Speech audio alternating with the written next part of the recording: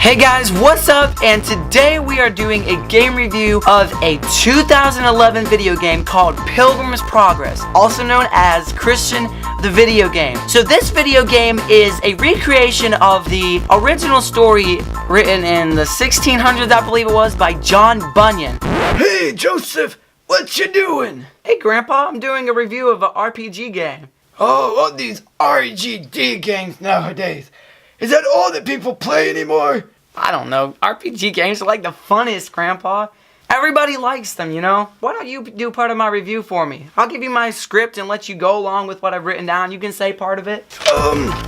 Okay, so, Pilgrim's Progress, the video game, is a side-scrolling game with RPG battles. It is for PC, and it lasts maybe, 4 to 7 hours.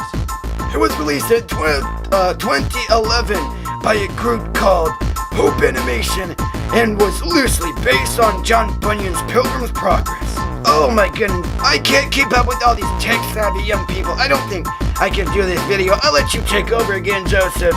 This game, like I said, was released in 2011 by a group known as Hope Animation and was actually surprisingly developed by Scott Cawthon, who, as most of us know him now as the world-famous game developer who went on to develop the breakout hit series Five Nights at Freddy's. Scott Cawthon, what made you decide to switch from Christian games to horror games?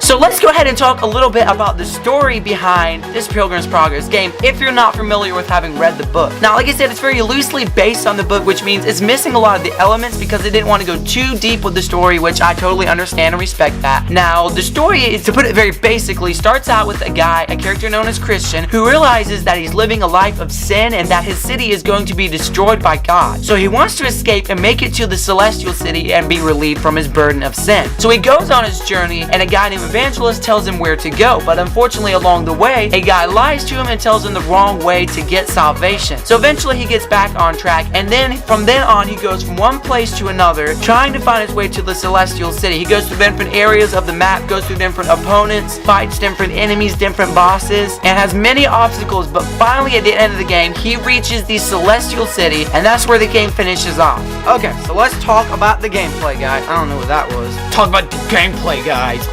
The gameplay for Pilgrim's Progress is pretty I liked it a lot. I was going to say pretty enjoyable. Nobody talks like that. So let's just say I liked it. It's very focused on RPG battles, which are almost similar in style to Pokemon battles. So basically, the game has like 21 different areas, and as you advance through those areas, most of them have different opponents, and they're all very creatively designed opponents. So once you step into them, or they step into you, that pulls up a RPG battle interface, like I said, basically very similar to Pokemon, which has, for you, you have 5 different attack moves. Those are, let's see if I can remember, faith, truth, promise, grace, and power. So you use those, and in one of those, each opponent is weakest to one of those attacks. So you gotta figure out which one hurts in the most. It's sad though, throughout the whole game, you only have the same 5 moves. It's not fair.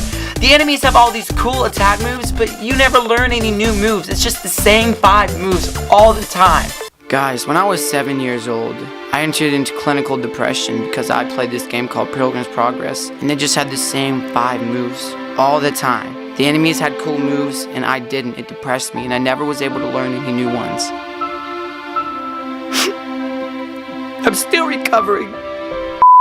You can also use prayers to increase your stats. You can pray for blessings, which will give you better abilities, or, well, like, just increase your fighting ability. And so basically the attacks, the RPG battles are pretty quick, but some of them can get really challenging, especially when you get down to some of the bosses that are like some of the hardest people to beat, not people, but hardest whatever to beat inside of this game. So you got like Sinmire, you've got Beelzebub, you've got Giant Despair, you've got Wretched. There might be others that I'm forgetting about, but those are some of the main ones inside of the game. There is a little bit of platforming inside of this game, even though you're mainly just walking left and right. It's mainly just focused on the RPG battles. Throughout the game also, there are these books that will give you quests, give you different missions to do, like warn people about destruction, or even you can feed the hungry, give people Bibles, pray for people, different things like that. That'll good variety in the game, and also to give you extra XP. You get XP for winning the battles, and you also get XP for doing the missions, and once you level up, that lets you increase your stats so that you can be a better warrior. Oh my goodness, so dangerous. Alright, so let's go ahead and talk about... Oh, I gotta do my little motion. Let's go and talk about the art. I mean, whatever.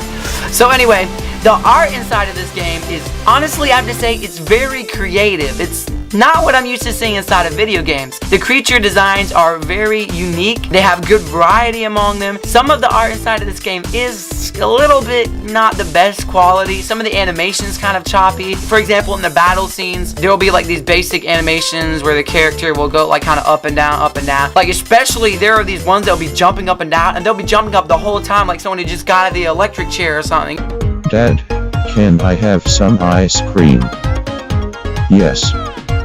Oh boy, yay, yummy, I am so happy.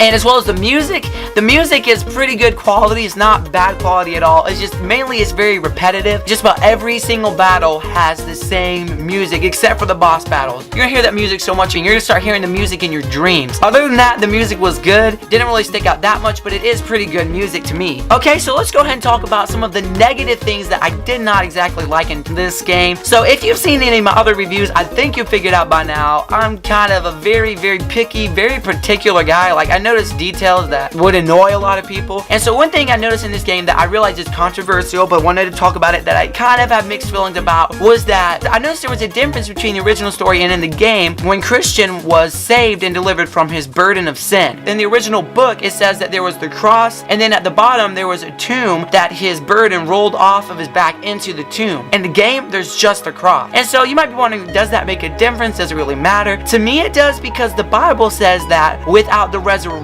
there is no forgiveness of sin. So actually, as controversial as it might be, I don't believe forgiveness of sin actually came at the cross, but I believe the power to get forgiveness of sins came when Jesus rose from the grave. And so I feel like this game missed out on that detail, which, I mean, it's definitely controversial, but I did notice that and I wanted to mention it just the same. I feel like one of the things that really could have made this game better is if it wasn't just all RPG battles, because there is like platforming a little bit, but mainly for most of the game you're just walking left and right, which leaves it kind of bland and boring. So I think what could have made it a lot better is if they added real platforming elements, maybe even making it a little bit like Mario, I don't know, like we actually get to jump around and making it more exploration focused, making the levels more immersive, instead of most of them are just very basic where all you do is just walk left and right. I feel like that could have made the game a lot better. Like I also said before, I feel like it could have been better if, almost like Pokemon, you could have learned actual moves that were real attack moves but had faith themes to them. I feel like that could have made it a lot better. Now, another couple things that some people might be uncomfortable with in the game, there is a part of the game, a kind of dark part of the game, and in the background there's like some skeleton figure or something, and then when you land into the water in this part of the game, there's a skeleton hand that comes out and hurts you. I wasn't really bothered by that because it was really just trying to show how dark that part of the game was. And then there was also one other thing, that the giant despair character resembles a shirtless character. Obviously he's not a man, but he resembles a man, and he